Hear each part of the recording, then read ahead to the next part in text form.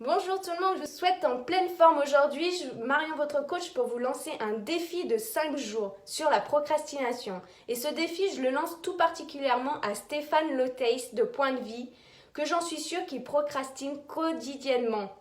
N'est-ce pas?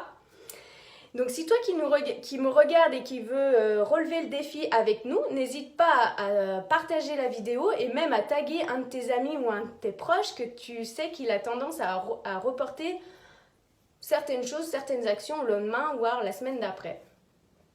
Donc la procrastination, pour moi, c'est plusieurs choses. C'est un, peut-être parce que tu ne sais pas comment t'y prendre. Deux, parce que en fait, tu le fais pas parce que tu n'es pas plus animé, tu n'as pas plus envie de le faire que ça. Et c'est tout simplement pour répondre à une règle, à un cadre. Et ça t'anime pas. Troisième chose, c'est peut-être pas le bon moment pour toi. Quatrième chose, c'est... j'ai oublié. Non, quatrième chose, c'est parce que peut-être tu n'es pas entouré des bonnes personnes à ce moment-là dans ta vie. Donc moi, je vais te livrer 3 clés que je mets en application en fonction de l'action que j'ai à accomplir. La première chose, c'est que je vais être dans le ressenti. Donc dans une main, je vais peut-être mettre, je sens que c'est peut-être pas le bon moment pour moi. Dans l'autre main, je ne sais pas comment m'y prendre. Donc je vais sous-peser. Je vais inspirer et fermer les yeux et voir ce qui est le plus léger. Et ce qui est le plus léger pour moi, ça veut dire que c'est ma réponse. Donc comment j'ai trouvé, comment savoir ma réponse? J'ai commencé avec des questions simples. Par exemple, est-ce que je suis une femme? Donc je mettais oui dans la main gauche et non dans la main droite. Et là, j'avais ma réponse. Tu peux tester si ça te parle.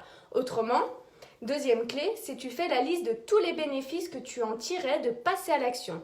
Tu peux lister une vingtaine de choses et c'est là que ça va te motiver à le faire.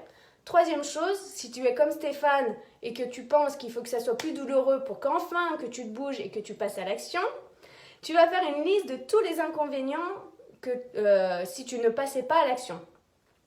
En fait, quelque chose de plus douloureux ou peut-être les conséquences que tu en paierais. Donc ça, Stéphane, moi j'en suis sûre que c'est celle-ci qu'il utilise parce qu'il n'y a que comme ça qui se bouge. Donc voilà, donc ce défi en fait il consiste en 5 jours. Le premier jour, on choisit le défi qu'on relève.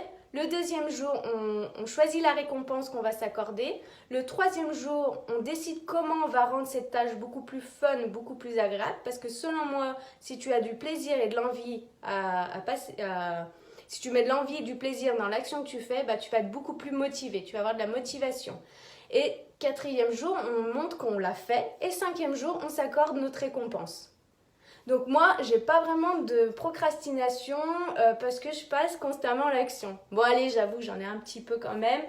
Là, depuis quelques jours, je repousse le temps de faire imprimer mes cartes de visite. Donc, je m'engage auprès de toi, Stéphane Loteis, et auprès de vous qui me regardez et qui veulent relever le défi avec nous, que je vais imprimer mes cartes de visite d'ici les 5 jours. Donc voilà, n'hésitez pas à taguer en dessous de cette vidéo l'ami avec qui vous voulez partager ce défi, poser vos questions, partagez cette vidéo. Je vous embrasse et Stéphane, j'attends ta vidéo demain pour que tu me dises quel défi tu relèves. Salut!